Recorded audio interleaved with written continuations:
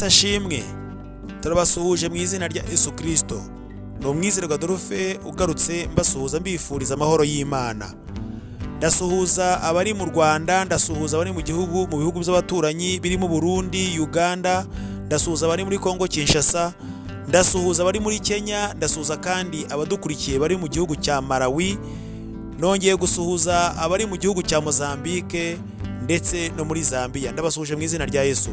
Suhuje kandi abari kure mu mahanga, abadukurikira bari muri Canada, abakurikira na channel yacu bari mu gihugu cy'Ububiligi ndetse n'abari muri Leta Zunze Ubumwe za Amerika.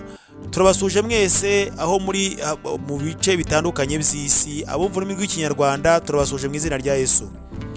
Dukomeje kandi kuganira ku mateka y'indirimbo zigaragara mu gitabo cy'indirimbo zo gushimisha Imana ndetse n'indirimbo z'agakiza, tuvuga ku mateka yazo, tuvuga ku bihe abagiye bazandika baziririmba bari barimo, message bashaka gutanga ndetse n'uburyo uyu munsi dukwiye gufashwa nazo tukaziririmba twumva impamvu, ndetse bigatuma natwe ubwacu dukomeza kuba mu mwanya ukwiriye w'umukristo, tukubakika kugira ngo tuzagire iherezo ryiza. Uyu munsi rero nifuje ko tuganira ku ndirimbo n'ubundi igaragara mu ndirimbo z'agakiza.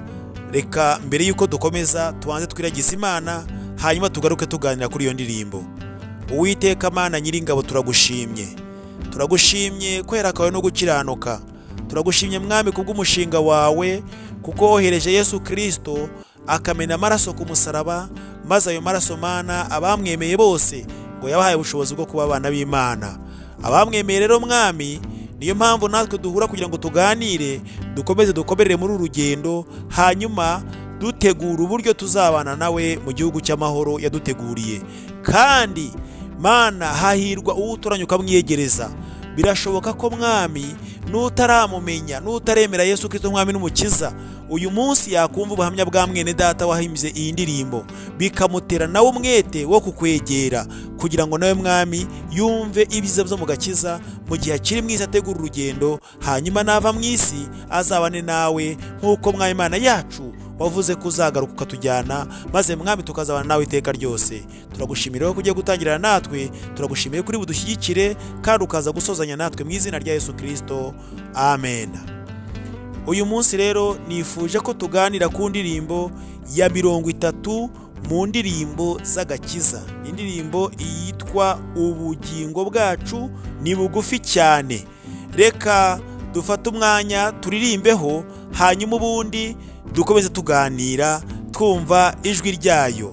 Birashoboka yuko ijwi riri mu rurimi rw'Igiswahili cyangwa se ijwi ry'ukoresha ritandukanye n'iryo dukoresha, ariko message igakomeza ikaba imwe n'ubundi. Reka turirimbeho hanyuma tugaruke tuganira.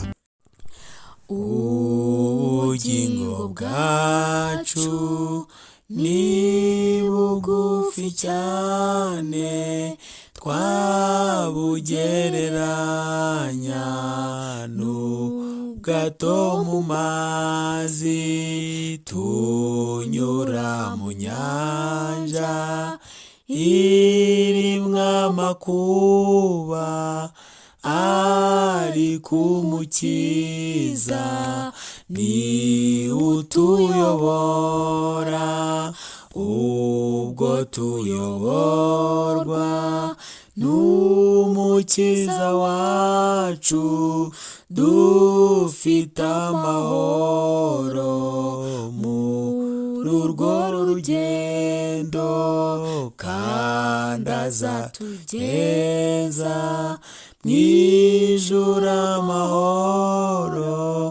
Ntabwo tuzongera kwibuka urugendo, ubwo tuyoborwa n'Umukiza wacu, dufite amahoro muri urwo rugendo, kandi azatugeza mu ijuru amahoro. Ntabwo tuzongera kwibuka urugendo tunyura mu mbeho mu muyaga mwinshi, ijambo ry'Imana ritubera umucyo, ubwoba n'amakuba muri ubwo bwato bizibagirana mu ijuru kwa Yesu, ubwo tuyoborwa n'umukiza wacu, dufite amahoro muri urwo rugendo, kandi azatugeza mu ijuru amahoro, ntabwo tuzongera kwibuka urugendo. Amena. Imana ishimwe cyane. Urumva ko kuririmba nabyo biba bikenewe kugira ngo twibukiranye ijwi, hanyuma niba ridahura n'iryo mukoresha, ariko byibuze wumve message irimo ko ari ivuga n'ubundi yanditse muri iyi ndirimbo mwene data yahimbye. Iyi ndirimbo rero yanditswe n'ubundi ni indirimbo ya 30 mu ndirimbo z'agakiza, ikaba indirimbo ya 79 mu gatabo gakoreshwa muri Giswahili kitwa nyimbo za wokovu 79. Iyi ndirimbo yanditswe mu mwaka w'1883. Uwayanditse yitwa Niels Frykman, amazina ye ni Niels Frykman, ariko ubundi avuga ngo yahawe izina ryitwa Niels Larsson Frykman. Hanyuma bajya kwandika amazina ye nyine birumvikana, harawugera akandika amazina magufi, yitwa Niels Frykman. Uyu mugabo yavutse ku itariki ya 20 z'ukwezi kwa 10 mu 1842, avukira hitwa Isun muri Sweden, mu kuvani muri Sweden, ni mu gace kitwa Scandinavia mu Burayi bw'Amajyaruguru. Atabaruka ku itariki ya 30 z'ukwezi kwa 3 mu 1911. Ubwo icyo gihe yari yarimutse, yaragiye muri Leta Zunze Ubumwe za Amerika, kuko yatabarutse atuye mu mujyi bita Minneapolis muri leta yo bita Minnesota, imwe muri leta 50 zigize Leta Zunze Ubumwe za Amerika. Yatabarutse afite imyaka 68. Yize mu mashuri abanza, akomereza mu mashuri yisumbuye, yiga mu ishuri ry'abarezi, uvuga ngo ni Teachers College, yiga ahitwa Karlstad, ni muri Sweden n'ubundi, aho yarangirije ajya kwigisha mu mashuri abanza, aho yakoze uwo murimo w'uburezi awukorera muri Sweden. Ntabwo yari yakamenye ko azagira n'umuhamagaro wo kugira ngo akore umurimo w'Imana, ariko yize agamije n'ubundi kuzaba umurezi. Hanyuma uyu Niels yashakanye n'umugore n'umukobwa witwa Betty Andersdotter Johnson. Betty Andersdotter Johnson bashakana mu mwaka w'1869. Hanyuma uyu bagize umugisha babyarana abana 10. Urumva ni umuryango wari wagutse cyane. Hanyuma babyarana abana 10. Ikindi Frykman ntabwo yakoraga umwuga w'uburezi wonyine gusa, kuko yari afite n'impano y'ubuhanzi, ariko turi kubona ko yakoze umurimo n'ubundi wo guhimba indirimbo zihimbaza Imana. Ikindi yari umwevangeliste, urumva yabwirizaga ubutumwa bwiza, akabwiriza ubutumwa bwiza nyine kugira ngo abantu bahinduke babe abana b'Imana, cyangwa se bahindukirire Kristo. Hanyuma birumvikana mu guhimba indirimbo ze, yahimbye indirimbo nyinshi, kuko ntago ari nyinshi cyane, yahimbye indirimbo zigera kuri 300. Muri izo ndirimbo rero harimo n'iyi ngiyi turi kuvugaho uyu munsi. Hanyuma yaje kuzamurwa mu ntera nyuma y'uko akomeza kuvuga ubutumwa, azamurwa mu ntera agirwa pasiteri. Amaze kuba umushumba mu mwaka w'1888 we n'umuryango we wimukiye muri Leta z'Ubumwe za Amerika, agenda atungukira mu mujyi wo bita n'ubundi yagiye atungukira mu mujyi wa Chicago. Yagiye ari umushumba, ari pasiteri, ahita ahabwa kuyobora itorero ryitwa Tabernacle Church of Chicago. Chicago ni muri leta ya Illinois, iri muri Leta z'Ubumwe za Amerika n'ubundi. Hanyuma aza gukomereza n'ubundi umurimo ahitwa Ipenoke, ni muri leta ya Minnesota. Ayobora Salem Mission Covenant Church, Salem Mission Covenant Church. Aho hose yakoraga umurimo w'Imana w'ivuga butumwa. Kandi iyo umuntu akora umurimo w'ivuga butumwa, intego iba ari ukugira ngo abantu barusheho kumenya ubwami bw'Imana bwamamare, cyane ko ari nayo misiyo Yesu yasize avuga ngo nimugende mwigisha amahanga yose, uwemera azabatizwe mu izina rya Data wa twese n'Umwana n'Umwuka wera. Aravuga ngo kandi mubigisha kwitondera ibyo nabategetse, ngo dore ndi kumwe namwe kugeza ku mperuka y'isi. Ibi rero nibyo n'ubundi Nirisi Frankman yakoraga, agenda yamaza ubutumwa bwiza. Avuye iwabo muri Suwedi, akomereza ubutumwa muri leta ya Illinois i Chicago, akomereza ubutumwa muri leta ya Minnesota. Ntabwo leta zituranye, muri leta ya Minnesota zo muri Leta z'Ubumwe za Amerika, ahitwa Ipenoke. Agenda akora umurimo w'Imana.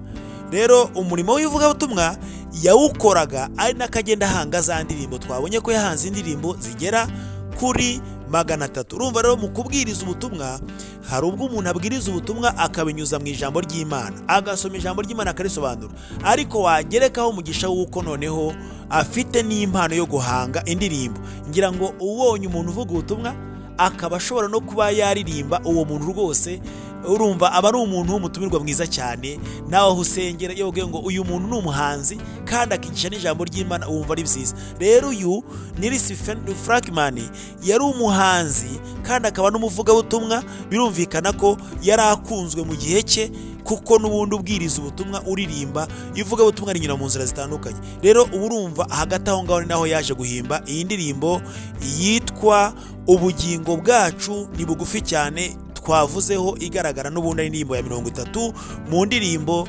z'agakiza. Izi ndirimbo rero zaje kuzanwa muri Afurika n'ubundi n'abavugabutumwa baje babwiriza mu karere k'ibiyaga bigari, zizanwe n'abantu baturutse muri Scandinavia, biriya bihugu, igihugu cya Finland, Norvege ndetse na Sweden.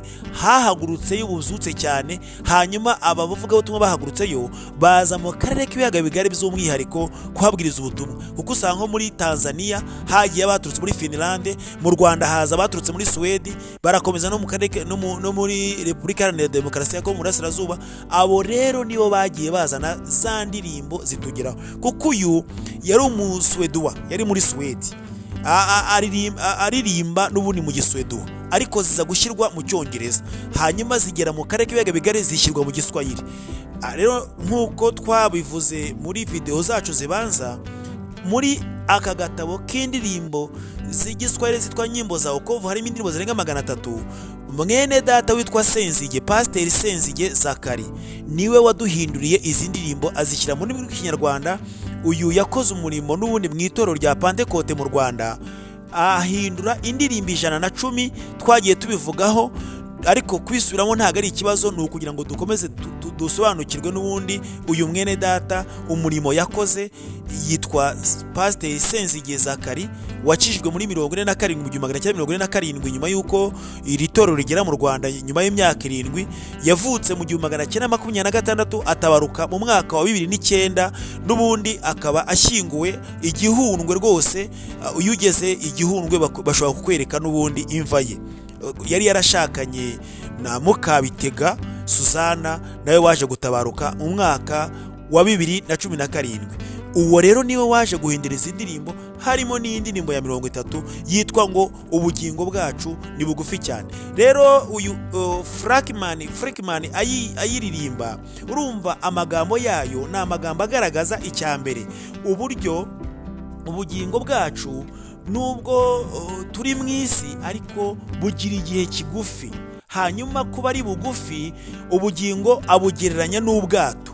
Ubwato iyo buri mu nyanja hakazamo umuhengeri, ni gake cyane ushobora kubona ko bwakize, ndetse abantu baburimo bagira ubwoba cyane. Bivuga ngo ubugingo bwacu abugereranya n'ubwato buri mu nyanja, hanyuma arangije afata isi nayo ayigereranya n'inyanja.